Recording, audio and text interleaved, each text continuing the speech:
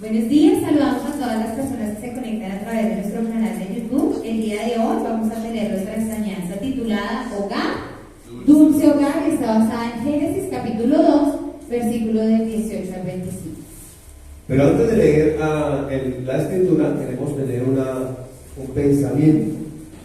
Ayúdenme a leer. Ese pensamiento dice: hay personas solas en la vida. ¿Hay personas así solas en la vida? Solas en la vida, sin un hogar. Pero un hogar es más que bienes materiales. Un hogar es más que una casa. ¿Sí? Un hogar es ayuda mutua. Un hogar es apoyo. Un hogar es compañerismo. Entonces, en resumen, un hogar es un refugio seguro para que un niño crezca, para que un joven sea formado. Ese hogar le provee a una persona todo lo que necesita para crecer. Y hoy por hoy nosotros debemos valorar el hogar que tenemos. Mire, uno no puede escoger a los padres. Esos son dones de Dios. ¿Sabía eso? Uno sí puede escoger la pareja, pero los padres no. Es un don de Dios. Uno tampoco puede escoger los hijos. Los hijos son un don de Dios. Pero uno sí puede amar el hogar que Dios le dio, ¿sí? Y valorarlo. Entonces vamos a ir sin más preámbulos a la escritura para leer. Ayúdanos a leer, por favor. Génesis 2, 18 al 25 dice: Y dijo Jehová Dios: no es bueno que el hombre esté solo, y haré ayuda idónea para él. Jehová Dios formó pues de la tierra toda bestia del campo y toda ave de los cielos, y las trajo a Adán para que viese cómo los había de llamar. Y todo lo que Adán llamó a los animales vivientes, este es su nombre. Y puso Adán nombre a toda bestia y ave de los cielos y a todo ganado del campo. Mas para Adán no se halló ayuda idónea para él. En resumen, una persona puede tener todo, pero si no tiene un hogar, no hay quien le ayude, no hay una ayuda idónea, no hay alguien que le acompañe. Entonces dice: mas para Adán no se halló ayuda idónea para él. Y sigue diciendo el texto: entonces Jehová Dios hizo caer sueño profundo sobre Adán, y mientras éste dormía, tomó una de sus costillas y cerró la carne en su lugar. Y de la costilla que Jehová Dios tomó del hombre, hizo una mujer y la trajo al hombre. Dijo entonces Adán: esto es ahora hueso de mis huesos y carne de mi carne. Esta será llamada varona, porque del varón fue tomada. Entonces tenemos aquí como la primera cirugía que registra la Biblia que se le hace a un ser humano, ¿no? Dice que del costado sacó a una mujer y se la trajo al hombre. Y el hombre se puso contento, feliz, porque yo creo que le había mirado la jirafa y dijo: no, esta no es. Miró la elefanta y dijo: ¿a poco? Miró la osa y dijo: no, qué osa, esta no es. Entonces, cuando él vio a esa mujer hermosa que Dios le trajo, dijo: esta es hueso de mis huesos y carne de mi carne. Y dijo: varona será llamada, porque el varón fue tomada. Ahora, cuando usted mira, realmente en el principio la mujer no fue llamada Eva. Eva significa madre de los vivientes, o sea, la madre de los hijos. Pero realmente el hombre fue varona, es decir, una igual a él, del mismo material, el mismo hueso, de la carne, del mismo material, una igual a él. Entonces el propósito de Dios desde el principio es que la pareja sea un equipo donde ambos se consideran iguales, diferentes en su función, en su pensamiento, pero iguales en cuanto al valor delante de Dios. Y sigue diciendo el texto: por tanto dejará el hombre a su padre y a su madre, y se unirá a su mujer, y serán una sola carne. Entonces, desde el principio, cuando Dios creó a Adán, en Adán creó a la mujer también, y luego la sacó, pero ya estaba ahí, ¿sí? Pero después se invirtió el ejercicio, y ahora de la mujer salen los hijos. Ahora, si usted mira, en la mujer está como necesita para que haya hijos. El hombre solamente coloca la semilla, pero la mujer, entonces esa mujer salen hijos, y salen hijos, y salen hijos. Y ese es el propósito de Dios. De hecho, dio un mandamiento que llenaran la tierra. Pero dice que por ese motivo, porque fueron creados para ser uno, un equipo, entonces por ese motivo, ¿qué hacemos normalmente? Cuando crecemos, dejamos la casa de papá y mamá. ¿Es importante la casa de papá y mamá? Claro, muy importante. Pero la dejamos porque hay algo más importante, es ahora crear un nuevo hogar para tener unos nuevos hijos y darle a esos nuevos hijos ese hogar que ellos necesitan. Entonces dice, el texto cierra diciendo, se lo puse en letras más grandes, dice: y estaban ambos desnudos, Adán y su mujer, y no se avergonzaban. Este versículo con el que cierra, en el versículo 25, con el que cierra el pasaje, pues podría tener muchas explicaciones, pero después de la caída pareciera que la actitud del ser humano cambió. Antes de la caída era, esta es ahora hueso a los huesos, carne de mi carne, esta es una igual a mí, esta es la que yo necesitaba. Después de la caída, Eva, si usted sigue leyendo en Génesis 3, cuando Dios llama a Adán a pedirle cuentas, Adán responde: la mujer que tú me diste. Entonces, ahí parece que se compuso: usted es la culpable de todas mis angustias, de todos mis quebrantos, ¿sí? Usted es la culpable. Entonces, Adán le echa la culpa a Dios, que se la dio, y a la mujer, pero no reconoce su propio error. Y parece que a partir de ahí comienza como una guerra entre los sexos, ¿con el fin de qué? De avergonzarse el otro, tratando de decir que el machismo, que él es mejor, y el feminismo, que ella es mejor. Pero realmente mejores son dos, lo llaman los señores. Mejor es el equipo, mejor es lo que Dios creó, mejor es la unidad que Él creó. Y cuando nosotros entendamos eso, entonces podremos disfrutar de un hogar, dulce hogar.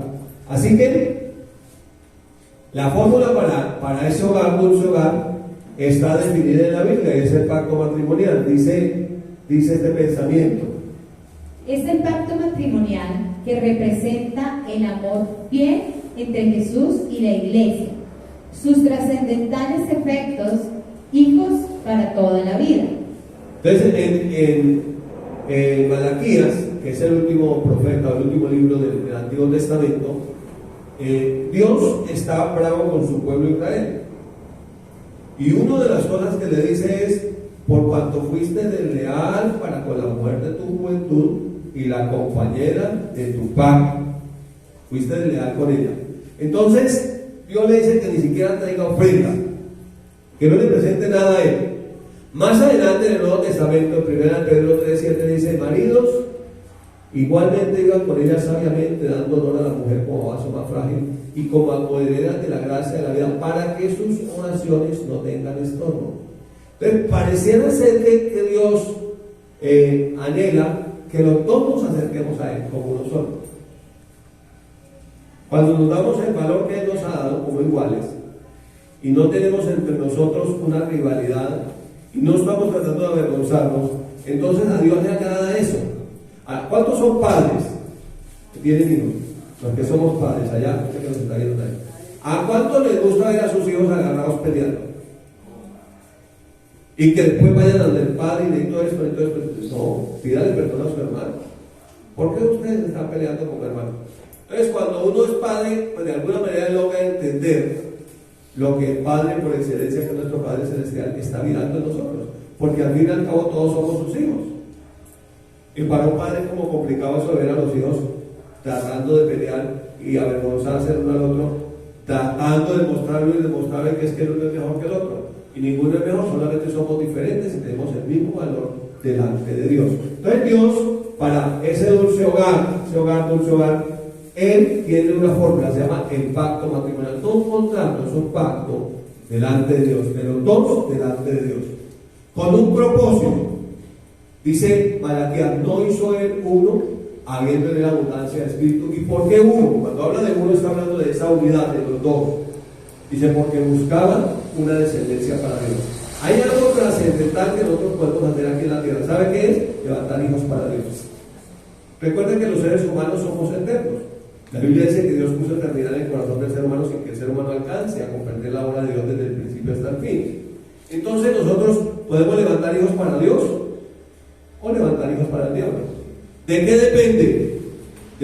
En gran parte de nuestra relación. En gran parte de nuestra relación. ¿Sí? Entonces nosotros necesitamos entender que como compañeros en esta vida de pacto, pues debemos caminar en amor, debemos caminar en fe, aún debemos soportar las cosas que de pronto no nos gusten del otro. Como decía mi esposa anoche, las parejas, cuando uno recibe a la pareja, uno recibe el paquete completo, con defectos y virtudes, como viene, ¿no? ¿Sí? Uno lo recibe completo, entonces uno está dispuesto para correr esa carrera juntos. Entonces, el Evangelio según San Mateo, en el capítulo 22, versos 37 al 40, encontramos 3 prioridades para la vida del ser humano. 3 prioridades. Es lo que vamos a ver hoy. Para poder tener un hogar, hay que tener en cuenta 3 prioridades básicas que todo ser humano necesita tener y que todo ser humano necesita practicar. ¿Sí? 3 prioridades básicas. Miremos qué nos dice el texto. Mateo 22, 37 al 40 dice: Jesús le dijo: amarás al Señor tu Dios con todo tu corazón y con toda tu alma y con toda tu mente. Este es el primero y grande mandamiento, y el segundo es semejante: amarás a tu prójimo como a ti mismo. De estos 2 mandamientos depende toda la ley y los profetas. Entonces son 2 mandamientos que se resumen como el gran mandamiento, pero que implícitamente son 3 mandamientos. ¿Sí? O sea, ya lo enredé, espero poder sacar de este enredo que estoy haciendo. Entonces, son 2 mandamientos que son el gran mandamiento, un mandamiento. ¿Cómo se llama el gran mandamiento? El gran mandamiento del amor. Ese es el gran mandamiento. O sea, que el reto para nosotros en esta vida es vivir en amor. Y la forma como nosotros no nos avergonzamos el uno al otro es cuando vivimos en amor. Y si no vivimos en amor, vivimos en vergüenza todo el tiempo. Como decían por ahí en el campo, sacando los cueros al sol, los unos a los otros. ¿Sí? Entonces, son 2 mandamientos que Jesús resume en uno, pero que implícitamente llevan 3. Vamos a tratar de mostrarlo aquí y hablar de esas 3 prioridades que cada persona necesita aplicar en su vida para tener un hogar, dulce hogar. Número 1, Dios. ¿Puede ser así? Número 1, ¿hacia dónde apunta este dedo? Pero también puede apuntar hacia abajo, ¿no? O sea, puede tener otro Dios, ¿no? ¿Sí o no? Sí, depende si cumple o no cumple todo también. ¿Sí? Entonces, Dios, ¿amarás al Señor tu Dios? ¿Cómo lo amarás? Con todo tu corazón y con toda tu alma y con toda tu mente. Ese es el principal. Dios, amarlo con todo el corazón, con toda el alma y con toda la mente, o con todo el corazón, con toda la mente y con todas las fuerzas. En otras palabras, amar al Señor con espíritu, alma y cuerpo. Por eso no hay tal cosa como que yo lo acompañé en el espíritu. Yo fui al servicio del espíritu. Y luego, todavía no existe eso de que se desdoble. Si se desdobla, pues está como en el lugar equivocado. Entonces, uno va con todo el ser, ¿sí? Y uno presenta todo el ser. Ahora, debería ir con la pareja también, ¿sí? Para cumplir ese primer mandamiento, que es ¿cuál? Amar a Dios con todo nuestro ser. Y ese amar a Dios tiene que ver con todo lo que nosotros hacemos. Es decir, que todo Dios siempre sea la prioridad. Fíjense que allá en Apocalipsis, el último libro de la Biblia, Dios le dice a la iglesia: pero tengo contra ti que has dejado tu primer amor. Arrepiéntete. ¿Sí? Entonces, el primer amor es Dios. Pero luego hay una segunda prioridad o un segundo mandamiento ahí. Y el segundo es, luego dice, el segundo es semejante: amarás a tu prójimo como a ti mismo. Es el prójimo. Esa palabra es próximo o el más cercano. Entonces, ¿a quién sería su prójimo más prójimo? Su hormiga prójima, su oveja prójima. ¿Quién sería? Bueno, los que estamos casados, pues obviamente la pareja. Pero los hijos que viven con los papás, ¿cuál sería su prójimo? Pues sus papás. Los papás que no tienen pareja, que solamente viven con sus hijos, pues sus hijos. Su prójimo, pues su hermano, la persona con que usted vive, la más cercana. ¿Cómo debe amarlo? Entonces de ahí se desprende como un tercero, ¿sí ven? ¿Cómo debe amarlo? Como así mismo. Entonces tenemos, para los que estamos casados y tenemos hijos, entonces tenemos Dios, ¿qué más? Cónyuge e hijos. Para algunos puede cambiar porque no tienen cónyuge, entonces puede ser Dios, sus hijos y otra persona más. Pero recuerden que ahí hay un a ti mismo. ¿Sí ven? Entonces yo no puedo amar a otro si no me amo a mí mismo. ¿Y qué es amarme a mí mismo? ¿Eso qué sería? ¿Cómo sería eso de uno amarse a uno mismo? Cuando yo me amo a mí mismo, compro el primer tratamiento. Porque nadie me ama como Dios. Nadie me cuida como Dios. Entonces cuando yo reconozco que soy un hijo de Dios, que necesito de Dios, y tengo una comunión con Él, entonces me estoy amando a mí mismo, y ese amor de Dios empieza a hablar en mí para poder llegar a cumplir ese tercer mandamiento, que es amar a los hijos, o a las personas que le corresponda según el orden que tiene usted en la vida. Entonces estamos viendo, y el título de esta enseñanza es Hogar, Dulce Hogar. Hay hogares que no son dulces. De hecho, hay hogares que son horribles, donde las personas viven amargura, dolor, violencia, tristeza, porque no está la presencia de Dios en ese hogar. Dios fue el que diseñó la familia y ese fue el propósito de Dios desde el comienzo.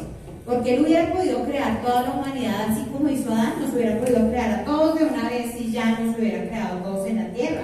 Pero Dios no lo quiso así. Dios creó un hombre y una mujer y ellos debían poblar toda la tierra. El propósito de Dios siempre fue un hombre y una mujer juntos, estableciendo un hogar y de allí levantar hijos, que ellos también levantaran sus hogares y seguir de esa manera poblando la tierra. Y de hecho esa es la única forma en la que podemos poblar esta tierra, porque es el plan y el diseño de Dios.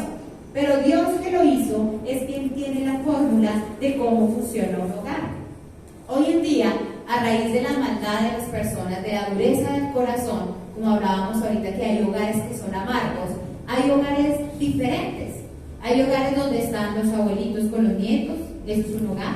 Hay un hogar donde están las mamitas solas con sus hijos, eso es un hogar. Algunos donde están los papás solos con sus hijos, eso es un hogar. Cada casa donde nosotros vivimos es un hogar. Pero allí en ese hogar, para que pueda ser un hogar, dulce hogar, necesita estar la presencia de Dios. Y solamente a través de esta forma es que nosotros podemos hacer de nuestra casa un hogar, dulce hogar. Y Dios debe ser la prioridad de nuestras vidas. Entonces, si de pronto el papá murió, falleció, se fue, no está, y la mamita es quien la cabeza de hogar, esa mujer debe estar llena del amor de Dios para poder pasar ese amor a sus hijos y de que ese hogar sea un hogar, un refugio dulce para sus hijos. Porque si nosotros miramos cuando usted sale a la calle, en el día a día, en el trabajo, en lo que usted tiene que hacer, el mundo es un mundo agreste y el mundo es un mundo difícil, donde a usted le toca luchar y trabajar para poder traer su provisión, y a la gente en la calle no le importa lo que a usted le pase. Usted sale y usted está enfrentado a miles de cosas, miles de peligros, miles de situaciones, muchas cosas, y usted cuando llega a la casa, que usted pueda quitarse, no se va a decir, ay, llegué a mi casa, ¿sí? Porque usted tiene un refugio, un descanso de todo lo que usted tuvo que enfrentar en el día. Pero si cuando usted llega a la casa y usted está esperando a ver cuál va a ser el problema, qué fue lo que pasó, pues su hogar se va a volver un lugar donde usted no quiere habitar, donde usted no quiere estar. Entonces nosotros necesitamos hacer de nuestro hogar un lugar donde esté la presencia de Dios, un lugar donde Dios sea la prioridad, donde el amor de Dios se vea y se experimente para cada una de las personas que viven en ese lugar. Entonces acá vemos unas prioridades. Número 2, debemos amar a Dios con todo nuestro corazón. Que en nuestra casa siempre haya una oración a Dios al despertarnos. Gracias, Señor, por este nuevo día. También que haya una oración a Dios cuando nosotros comemos. Gracias, Señor, porque tú provees los alimentos para nuestra casa. Que también haya una oración cuando tú te acuestas. Gracias, Señor, porque tú nos guardaste y nos protegiste de todo mal y peligro. Y dice que amar a tu prójimo. Si es tu esposo, debes amar a la pareja que Dios te ha dado. Hay parejas que viven agarradas y peleando entre ellas, pero el diseño y el propósito de Dios es que nosotros nos amemos y nos cuidemos. Pero si de pronto en tu casa no tienes pareja, tus hijos con el que tú vives es tu prójimo. Que podamos vivir en amor unos con otros, que cuando esa persona sienta desmayar, tú la puedas levantar con la unción y el poder de Dios.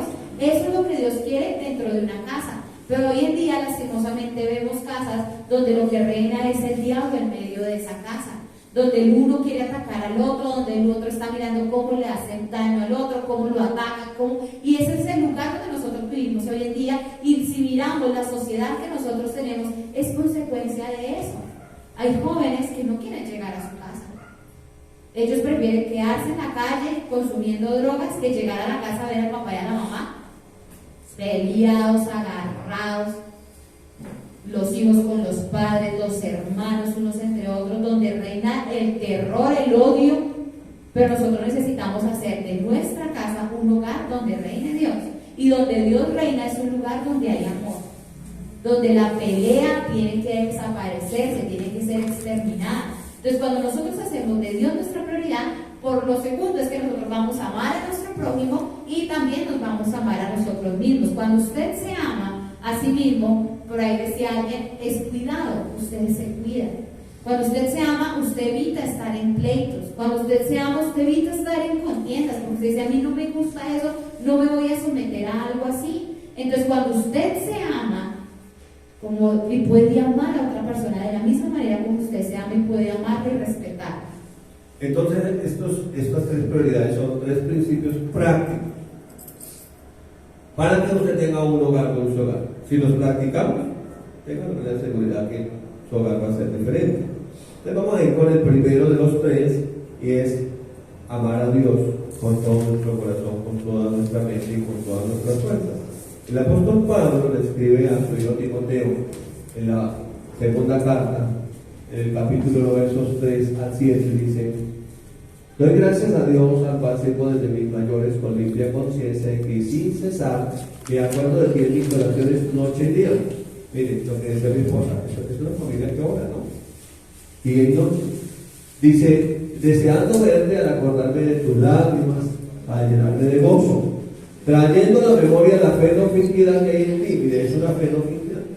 O sea, que si no amamos al Señor, lo tenemos como prioridad, la gente simplemente finge. Eso se llama religión. Fingir, sí, yo voy allá el domingo y canto 3 canciones y me devuelvo a la casa. Es la fe que tiene la prioridad de Dios es una fe auténtica, no fingida, la cual habitó primero en tu abuela Loida. Mire la tradición de esa familia, y en tu madre Eunice, y estoy seguro que en ti también. Entonces es una familia que tenía la primera prioridad clara.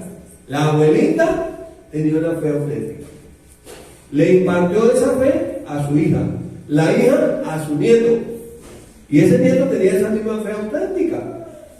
Entonces ahí ellos tenían clara la primera prioridad, que es Dios, no como una religión, sino como una práctica diaria. Y sigue diciendo el texto, versículo 6: por lo cual te aconsejo. Mire lo que hay que hacer para mantener esa prioridad. Usted no dice alguna vez: no hay nada peor que un cristiano apagado. Lo más parecido a un no cristiano es un cristiano apagado. Dice: por lo cual te aconsejo que veas el fuego del don de Dios que está en ti por la disposición de mi mano. Entonces, es algo en lo cual hay que trabajar,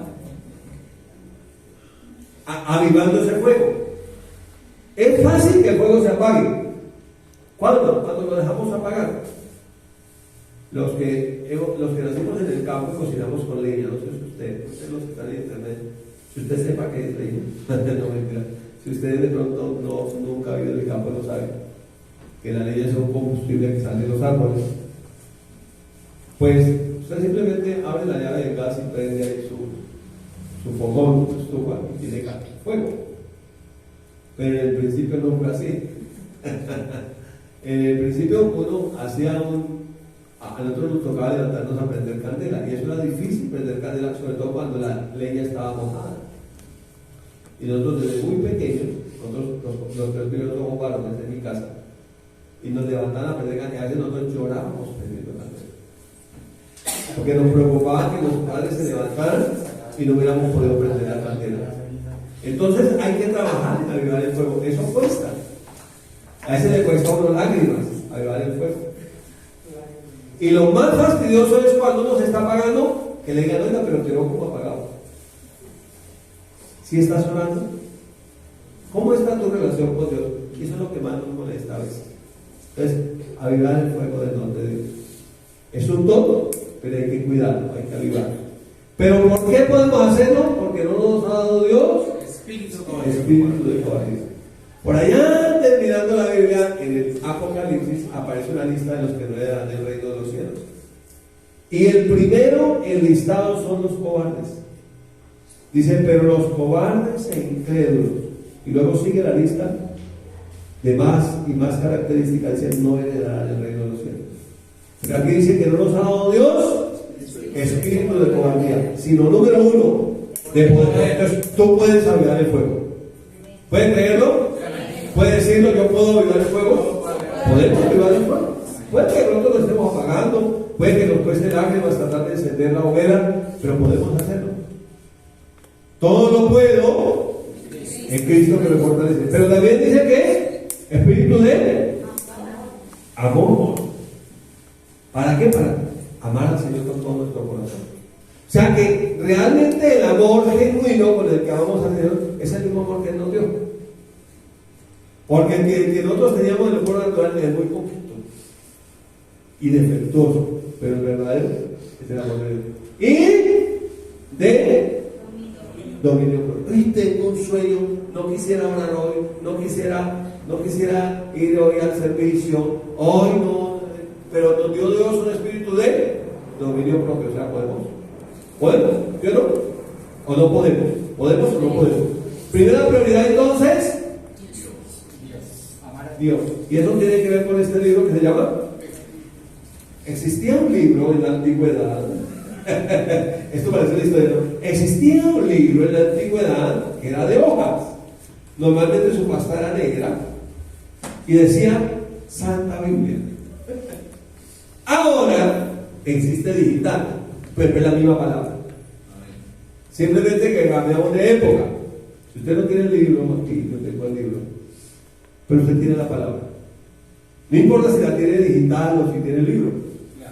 Ahora, considero mucho valor atesorar el libro, ¿no? Yo soy anticuado en mi manera de pensar. Tal vez uno medio siglo ya, ¿sí? Pero ustedes que son más jóvenes, son más digitales. Pero en todo caso, atesore esa palabra. Tiene que ver con la palabra de Dios. Que ame usted la palabra de Dios. Que memorice usted la palabra de Dios. Meditar en la palabra de Dios de día y de noche, en vez de meditar en los problemas. Pensar en la palabra de Dios, compartir la palabra de Dios. Y cuando hacemos eso, que ponemos a Dios en primer lugar en nuestra vida, en nuestra casa, nosotros vamos a empezar a ver que nuestro hogar va a ser un hogar dulce, donde la presencia de Dios empiece a reinar. Entonces, una buena práctica que nosotros debemos hacer como familias, tú que conoces al Señor, si en tu casa nadie conoce al Señor y tú eres el único, empieza a orar por ellos, empieza a leer la palabra de Dios. Por ejemplo, tú puedes invitar a tu familia, venga, antes de acostarnos, ¿por qué no leemos un versículo o un pequeño pasaje y oramos para no acostarnos así? Tú puedes invitar a tu familia. De pronto al principio le digan, ay no, qué pereza, pero tú lo haces, tú lees. Pero cuando tú vas y vas haciendo de eso una práctica, tú poco a poco vas a ver que las otras personas van a hacer, y cuando ellos tengan un problema van a decir, venga, sí, oremos, ¿sí? Leamos la palabra de Dios antes de dormir. Y cuando tú empiezas a hacer de eso una práctica, tú vas a empezar como Dios va a empezar a transformar tu hogar, tu vida, tu familia, porque necesitamos invitar al Señor a nuestra casa. ¿Sabe usted que Dios no ha entrado donde Él no lo invita? Porque Dios nos dio una libre voluntad. Dios no nos creó como robots, que hacemos todo lo que Él diga, sí Señor, no Señor. Dios nos dio una voluntad. Nosotros decidimos que Dios no va a violar nuestra voluntad. O sea, si tú no quieres que Dios actúe en tu vida, Dios no va a actuar, porque Él te dio una voluntad de que tú escojas lo que tú quieres. Pero si tú le dices, Señor, yo quiero que tú obres en mi vida y me ayudes en esto, Dios te ayuda. Porque tú le diste a Él el permiso para que Él lo hiciera. Tú escogiste que Él sea tu guía. Pero si tú no decides que Él venga a tu casa, Él nunca va a entrar. Para que Él entre a tu casa, tú tienes que invitarlo. Tú tienes que decirle, Señor, yo quiero que tú gobiernes mi casa, que tú seas el centro de mi casa, que mi familia, mis hijos te conozcan, que mi esposo te conozca, que mi hogar sea un hogar de bendición, que tu presencia esté aquí con nosotros. Cuando tú empiezas a orar y empiezas a invitar al Señor a tu casa, tenlo por seguro que Él va a venir y va a empezar a orar en ella, pero necesitamos invitarlo, y la forma como nosotros lo invitamos es a través de la oración y a través de la lectura de la palabra de Dios. Como hablaba mi esposo, hay que avivar el fuego, y cuando un fuego se está apagando, pues hay que meterle más leña, hay que soplarlo. Entonces cuando nosotros avivamos ese fuego, pues necesitamos orar, leer, buscar la presencia de Dios, y de esa manera invitamos a Dios a nuestra casa. ¿Y por qué esta es la primera prioridad? Porque ahí dependen todas. Si esta está bien, la consecuencia será que las otras estarán mejor. Entonces, se cumplirá, si amas la palabra, se cumplirá en ti la profecía que dice: y escribiré mis palabras en sus mentes y en sus corazones. Y ya la Biblia no sea un libro solamente para guardar, sino algo que está en mi mente y en mi corazón. Los grandes hombres y mujeres de Dios hicieron cosas tremendas, pero porque atesoraron la palabra. Cuando Moisés muere, Dios le dice a Josué: mi siervo Moisés ha muerto. Y entonces le dice: bueno, ahora hay que pasar el Jordán. Imagínense, el Jordán en tiempo de invierno era algo imposible de pasar, y tomar la tierra prometida. Pero le da un consejo. Josué 1:8 le dice: nunca se apartará de tu boca este libro de la ley, sino que de día y de noche meditarás en él, para que guardes y hagas conforme a todo lo que en él está escrito, porque entonces harás prosperar tu camino y todo te saldrá bien. Cuando uno va al Salmo 1, parece que fuera que copy-paste. Bienaventurado el varón que no anduvo en camino de pecadores, en sillas carreteras desmontadas, sino que en la ley de Jehová está su delicia, y en ella medita de día y de noche. Y luego aparece la consecuencia: será como árbol plantado junto a corrientes de aguas, que da su fruto en su tiempo, y su hoja no cae, y todo lo que hace prosperará. La prioridad, Dios. Si Dios es por nosotros, ¿quién contra nosotros? Pero si el Señor no edifica la casa, entonces estaríamos trabajando de falta. Segunda prioridad entonces viene para los casados, ¿no? Los que no son casados pues tienen otra prioridad diferente tal vez. Para los casados viene la segunda prioridad, ¿qué es?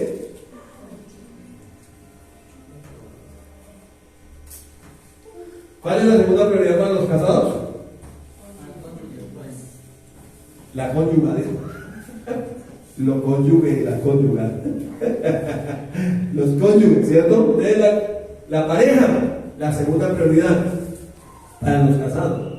Para los que no están casados, por ejemplo, los hijos que viven con los padres, ¿cuál sería la segunda prioridad? Los padres. Para los padres que son cabeza de familia y no tienen el cónyuge, ¿cuál sería su segunda prioridad? Los hijos. ¿Sí? Entonces, depende de cuál sea.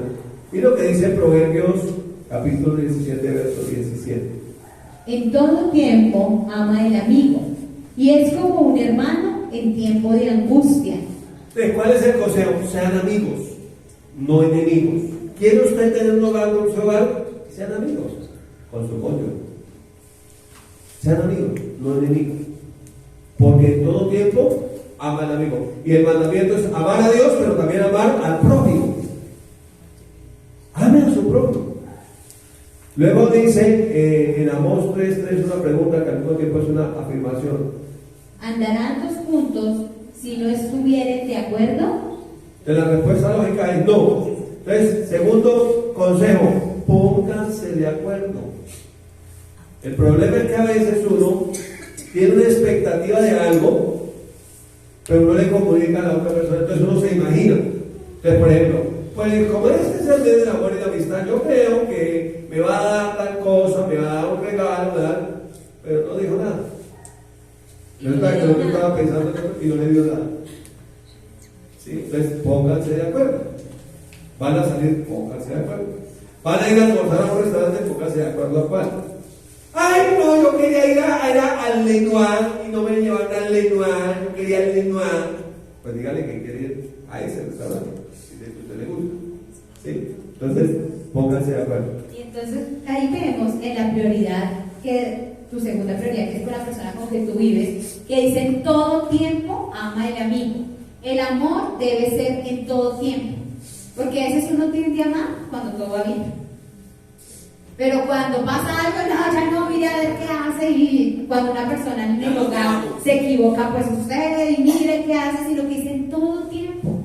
El amor debe ser cuando todo va bien, pero el amor también debe ser cuando alguno de los dos se equivoca.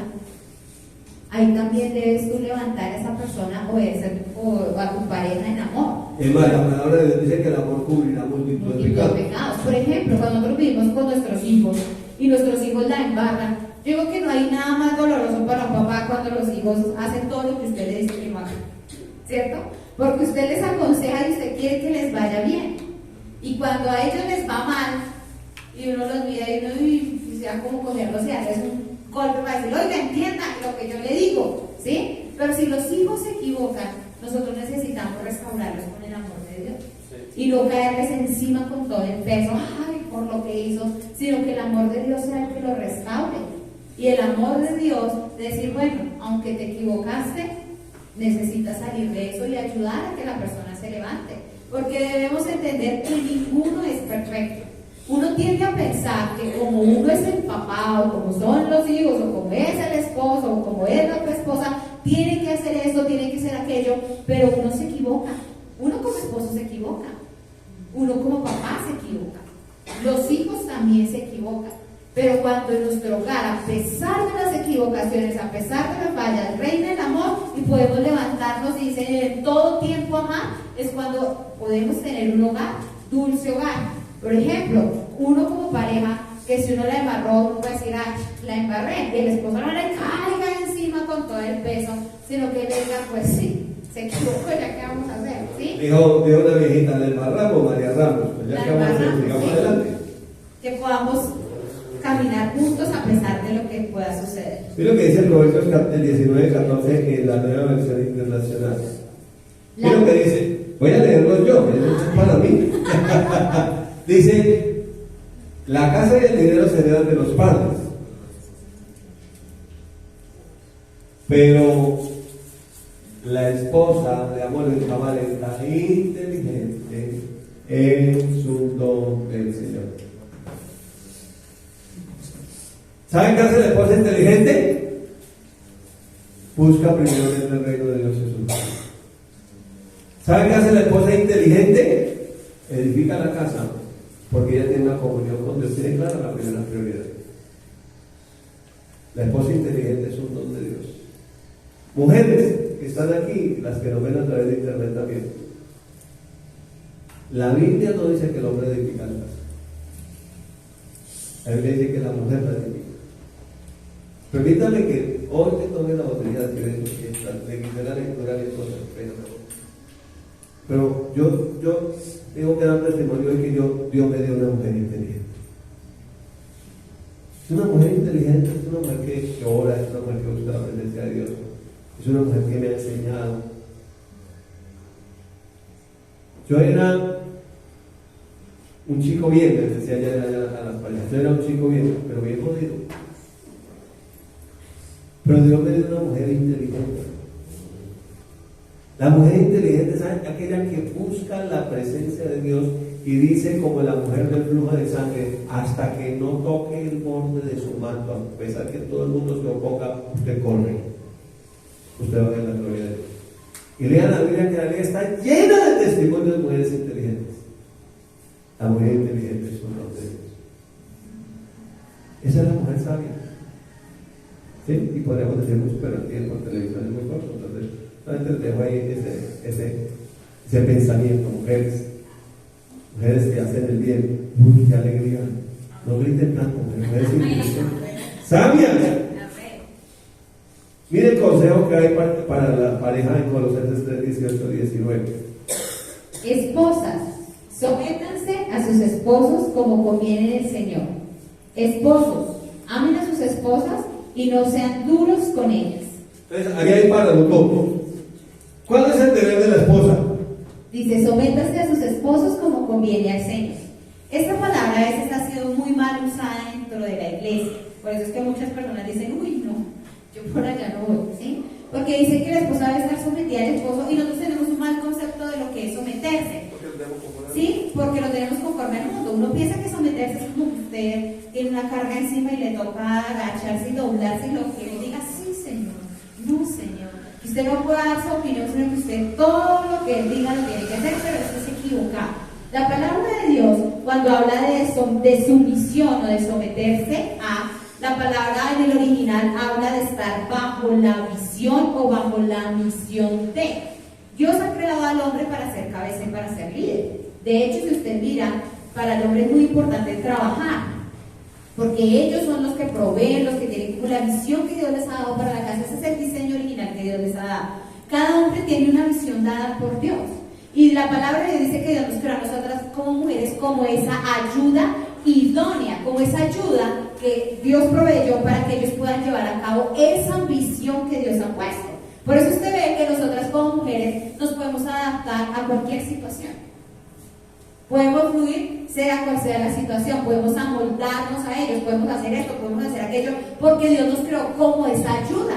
Pero para el hombre es más difícil, un hombre adaptarse es muy difícil, porque Dios les ha dado una visión y ellos tienen una visión dada. Entonces, cuando habla de la mujer estar bajo sumisión a su esposo, significa que ella sea esa ayuda en la visión que ese hombre tiene. Por ejemplo, cuando yo me casé con mi esposo, yo sabía que mi esposo tenía un llamado a servir al Señor. Si yo hubiera sido una mujer necia, una mujer que no ama a Dios, le digo, no, pues yo quiero hacer esto y me voy a hacer otra cosa, y mire usted qué hace, ¿sí? Eso es una mujer que no se somete a su esposo.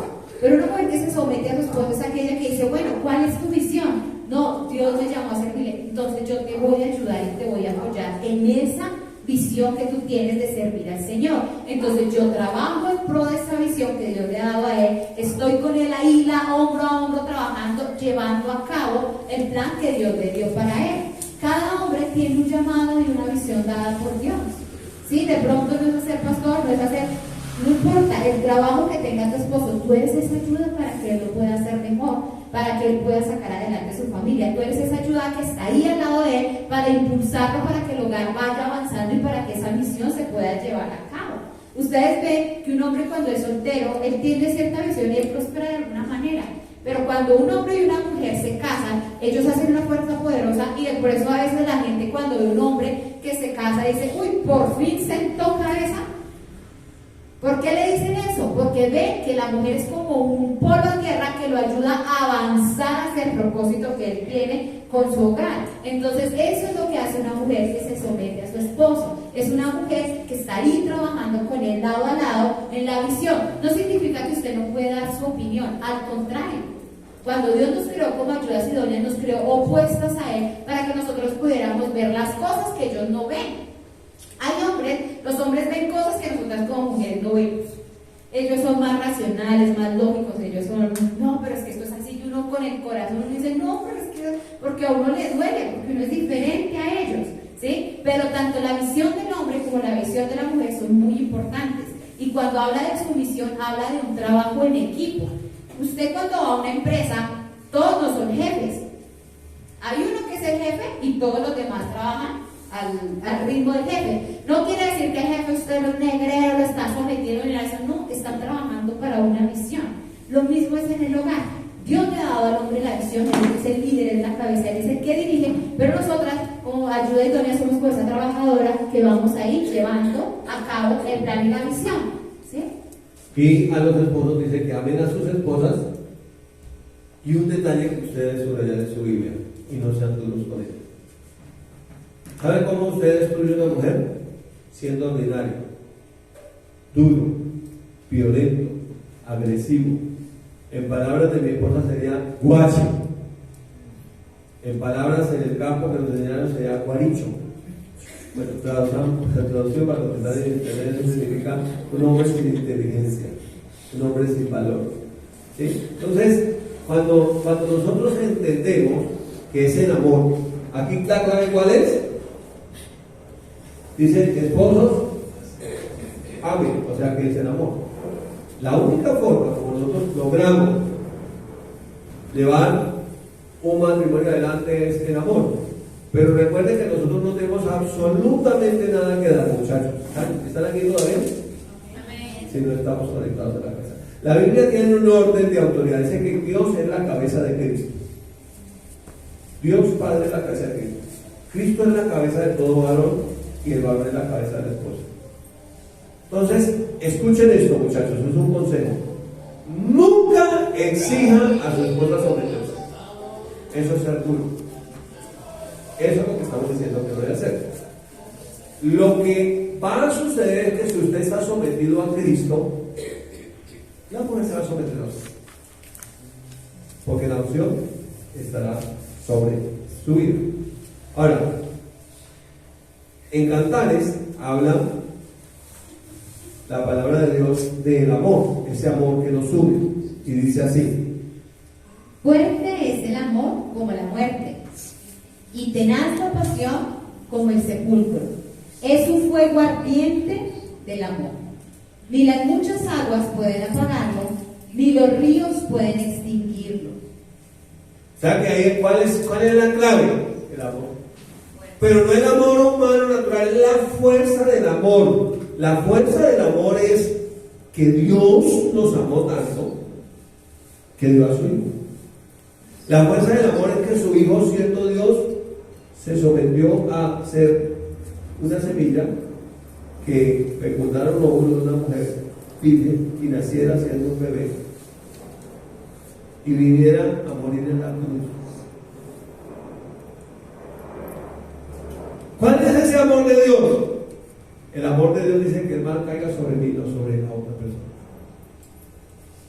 Ese es el amor que tiene tan fuerza, tan tenaz, que supera la muerte.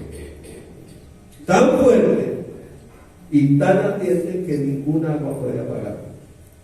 Habrá tormentas y tempestades, vientos y aguas en la vida. Pero si usted tiene el amor de Dios en su corazón y está abriendo ese amor, créame que usted tiene la victoria garantizada. Así es, habla de la fuerza del amor. Nosotros debemos entender que el amor nos motiva. Y el amor nos da una fuerza para hacer cosas. Por ejemplo, cuando usted ama al Señor, a usted no hay que llamarlo y rogarle, oiga, voy a ir a la iglesia, pero por favor, sino que el amor de Dios que usted siente por Dios es una fuerza entre usted que a usted lo motiva y usted se levanta temprano. Y la gente dice, oiga, como cuando usted se enamora, usted se peina, se arregla, se perfuma y todo, y usted, pero qué, esa fuerza de ese amor lo motivó a hacer algo mucho más allá de lo que usted normalmente hace. Entonces el amor es una fuerza que nada la puede detener cuando usted está motivado por el amor. Es como el amor de una madre hacia sus hijos. Usted puede ver que hay un peligro, lo que sea, pero usted ve que su hijo está en peligro, usted se mete sin pensarlo porque el amor que es dentro de usted lo mueve a salvarlo. Como un día que Sara se estaba ahogando, yo no sé nadar. Y cuando yo vi a Sara metida ya, que yo la vi que se hundió. Yo no pensé que yo no sabía nada. Yo simplemente me tiré y la saqué. Cuando yo vi que la logré sacar hasta el lado que estaba, cuando ya estaba en la mitad, dije, ¿ahora qué hago? Porque yo no sabía nadar. Y ahora la que se estaba hundiendo era yo. Pero el amor es una fuerza que a uno lo impulsa, que a uno lo motiva a hacer cosas, ¿sí? Y el amor, esa es la fuerza que nos debe impulsar y motivar en nuestro hogar. Que ese amor que hay dentro de nosotros nos motive a hacer las cosas bien, que nos motive a amar, a orar por nosotros. Ese amor es la fuerza que hay dentro de nosotros que ni la muerte lo puede acabar. Porque cuando una persona muere y la hemos amado, aunque la persona ya no está, ella todavía está dentro de nosotros. Ese amor está ahí presente. Porque es un amor que ni la muerte lo puede extinguir. Entonces esa es la fuerza y el amor de Dios que debe haber dentro de nosotros para con los que viven con nosotros. Y el tercero son nuestros hijos, ¿no? Para los que estamos casados y vivimos con pareja y tenemos hijos. Para otros puede ser diferente esa tercera prioridad, pero son los hijos. En Salmos capítulo 127 dice la Escritura: He aquí, herencia de Jehová son los hijos, cosa de estima, el fruto del vientre, como saetas en mano del valiente, así son los hijos habidos en la juventud. Entonces no hay nada más maravilloso que uno poder tener un hijo. Yo no sé usted qué fue padre cuando su criaturita le agarró por primera vez el dedo. Usted metió el dedito allá. Yo recuerdo Sara nació prematura de 7 meses. Y entonces la metieron en una incubadora y no la podíamos sacar de allá. Yo pensaba como, ¿se han visto al Rey León? Como cuando el Rey León coge y levanta su criatura, ir y presentarla al Señor. Resulta que no pude porque no podía sacarla de allá. Entonces lo único que hice cuando la enfermedad se descuidó fue que, porque hasta era prohibido meter la mano, pues yo metí la mano. Y dije, bueno, si no la puedo levantar y presentar al Señor, por lo menos voy a meter la mano, voy a orar por ella y la voy a presentar al Señor. Y cuando yo metí la mano, ella me agarró este dedo. Imagínense, este anillo le entraba a ella en el pie acá, hasta acá. Este anillo. Y con esa manito chiquita me cogió este dedo y no me soltaba. ¿Sí? Entonces un hijo es una bendición de Dios. Y un hijo es como un pedacito de uno, como parte de uno. Y en este caso parte de los dos. Salen como esclavos. Salen rayados, listados y abigarrados. Salen como esclavos. Entonces salen como esclavos. Pero los hijos son como que lo van a uno y dicen, no te voy a soltar. Y yo creo que de alguna manera ellos se roban el corazón de uno. ¿Y para qué vive uno? Para invertirse en ellos. Digamos que de alguna manera uno prolonga la existencia a través de los hijos. Uno deja un legado a través de los hijos. ¿Sí? Entonces esos hijos son la herencia del Señor, pero son cosas de alta estima, el fruto del vientre. ¿Sí? Y como nosotros los estimamos a ellos y son la herencia que Dios nos ha dado, nosotros debemos tener cuidado de hacer lo que hizo esa abuela que leímos en el primer versículo que leímos al iniciar la enseñanza. Dice, la fe fingida que hay en ti, que hubo primero, la fe no fingida que hubo en ti, luego en tu madre Eunice y en tu abuela Loida. Vemos mujeres que dejaron su legado en descendencia. Por ejemplo, primero fue creyente la abuela, luego la mamá, y ahora sigue el nieto con la misma fe. ¿Sabe usted que nuestros hijos no van a hacer nuestros consejos? Nuestros hijos van a imitar nuestra conducta. Entonces, si usted es un hombre o una mujer borracha, parrandero y jugador, pues sus hijos van a ser iguales. Y peor, porque se aumenta.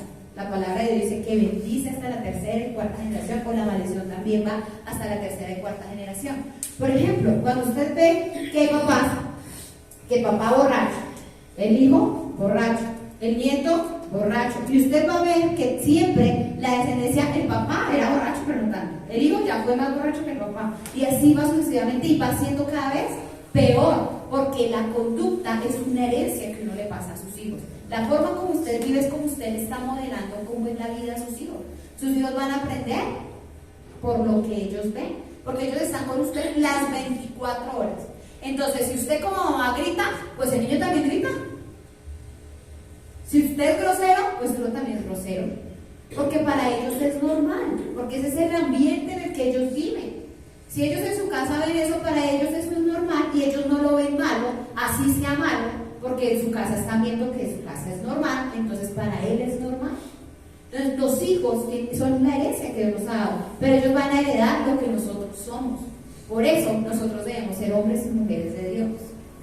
Debemos dejar una buena herencia a nuestros hijos. Que nosotros amemos a Dios y que nuestros hijos, cuando ellos crezcan, ellos también amen al Señor. Para que a ellos les vaya bien. Por ejemplo, me encanta ver las familias que son cristianas muchos años. Entonces usted ve los abuelos creyentes bendecidos. Los papás, más que bendecidos que los papás. Y los nietos ni se digan. Son doblemente bendecidos. Entonces, así como la maldición también se aumenta de generación en generación, la bendición también se aumenta. ¿Sí? Si usted es un hombre y una mujer fiel con el Señor, usted va a ser bendecido, pero sus hijos van a ser más bendecidos que usted. Y sus nietos van a ser más bendecidos que sus hijos. Eso es un proceso. Que como en todo proceso hay excepciones. Yo conozco hombres y mujeres de Dios donde sus hijos han decidido darle la espalda a Dios. pero ellos, delante de Dios, están limpios que los educaron en la palabra de Dios. El problema es cuando nuestros hijos se pierden a causa nuestra. Pero cuando el hijo decide perderse por voluntad propia es diferente. Porque Dios nos ha dado libre albedrío. Todos tienen, nuestros hijos tienen libre albedrío. Uno trata por favor, de dominar, de corregirlos, pero ellos tienen su libre voluntad, ¿sí? Pero que nuestra conducta y lo que nosotros le dejemos ese legado sea siempre de amar al Señor y que ellos puedan ver en nuestra vida un ejemplo del amor de Cristo. Porque hay dos formas de enseñar, por concepto, no consejo, ¿no? Lo que estamos haciendo aquí enseñando por concepto, pero la mejor es por ejemplo, ¿sí? Cuando usted enseña con el ejemplo, cuando la gente puede verlo haciendo.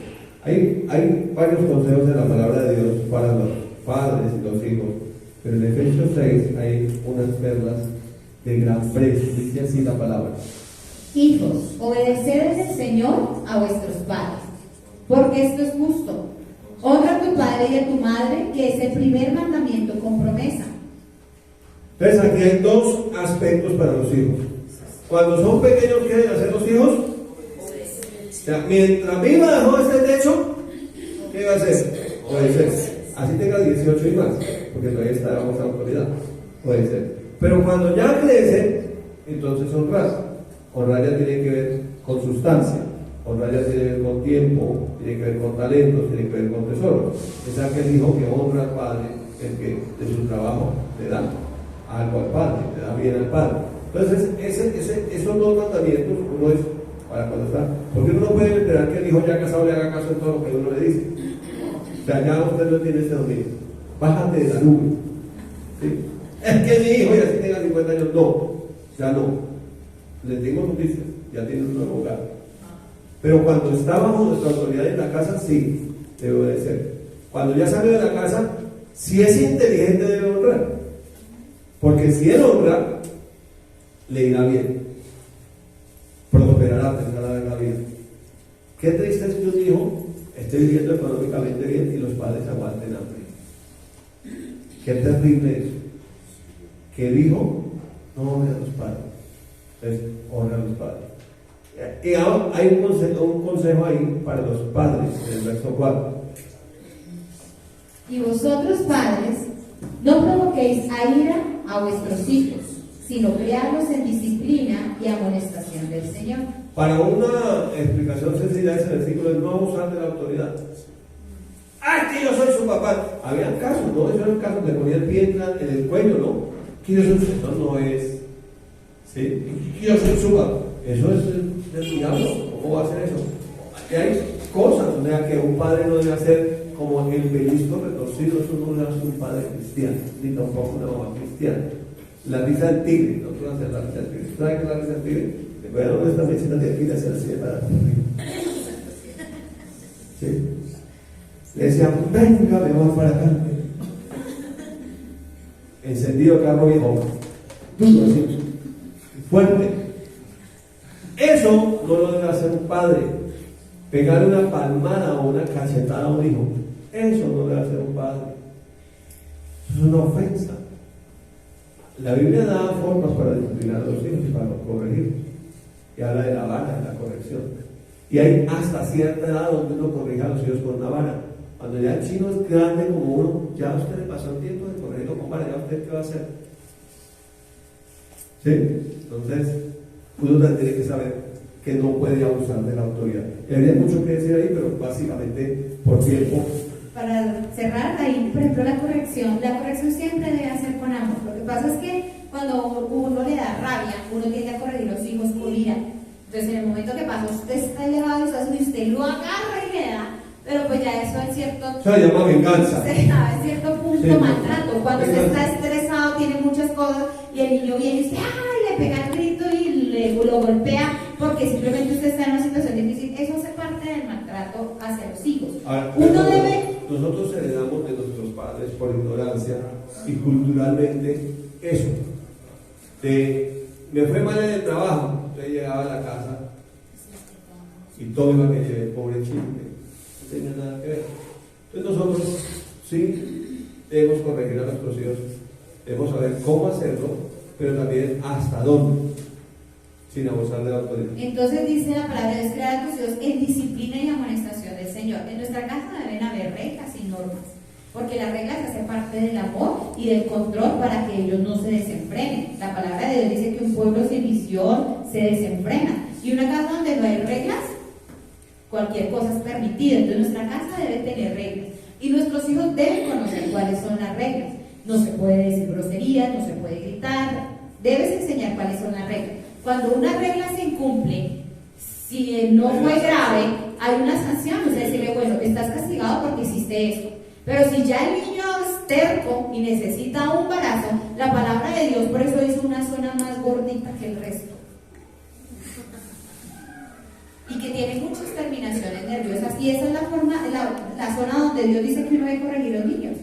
Entonces usted le puede dar un correazo que no tiene vara, o una vara en la cola, y le explica por qué lo está golpeando, y dice porque está haciendo terco, y lo puedes castigar con cosas que a él le gustan, para que él entienda que él cometió un error y que por eso está siendo castigado. Pero cuando usted lo coge y le da y le explica por qué, entonces él se vuelve agresivo y violento, porque él dice, no, pues si no me da, entonces yo cojo al otro más chiquito que es más, yo soy más grande que él y también le doy. Y es una persona que se va creando violenta, porque él entiende que los golpes son normales, pero él debe entender lo que es un castigo cuando hace algo mal. Esa es la forma correcta que la palabra de Dios nos dice que debemos educar y debemos corregir. Dios le da unos consejos al pueblo de Israel. En Deuteronomio capítulo 6 dice, lo voy a leer de la Nueva Versión Internacional: ama al Señor tu Dios con todo tu corazón y con toda tu alma y con todas tus fuerzas. Grábate en el corazón estas palabras que hoy te mando. Incúlcaselas continuamente a tus hijos. Mire, yo no sé de dónde sale que los hijos pueden estudiar de todo, menos la Biblia. Entonces usted los coloca al colegio, desde antejardín, prejardín, superjardín, jardín 1, transición, primaria, bachillerato, la universidad, con la Biblia no. ¡Qué incoherencia! La Biblia debe ser lo primero que ellos deben aprender, y debe ser la base para todo lo demás. Entonces dice, incúlcaselas continuamente a tus hijos, háblales de ellas cuando estés en tu casa, cuando vayas por el camino, cuando te acuestes y cuando te levantes.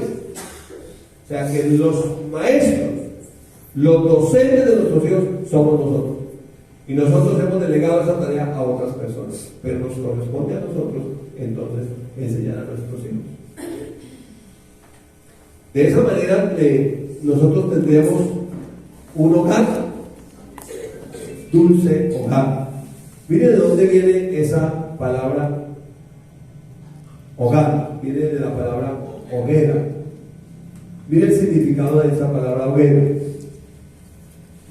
La palabra hogar viene del vocablo latino focaris, derivado del focus, y en español es fuego. Hogar también significa hoguera o fogón, lugar donde se enciende fuego, significa cocina o comedor. Ahora, hay hogares y vidas así como este piensa. Eso es una vida sin Cristo. Eso es un hogar sin Cristo. ¿Es una vasija? Sí. ¿Cómo está? Con el mundo hecho un pedazo, el Señor guiará tus pasos. Entonces, ahí está. El pueblo de Israel se apartó de Dios, y el contexto de Isaías 30 es ese pueblo terco, ese pueblo apartado de Dios. Miren lo que dice el texto. Y se quebrará como se quiebra un vaso de alfarero, que sin misericordia lo hacen pedazos, tanto que entre los pedazos no se halla tiesto para traer fuego del hogar o para sacar agua del pozo. Un tiesto hecho pedazos. O sea, sin Cristo somos un tiesto viejo despedazado. No sirve para nada, ni para sacar agua ni para encender el fuego. No sirve absolutamente para nada. Pero tenemos buenas noticias para cerrar.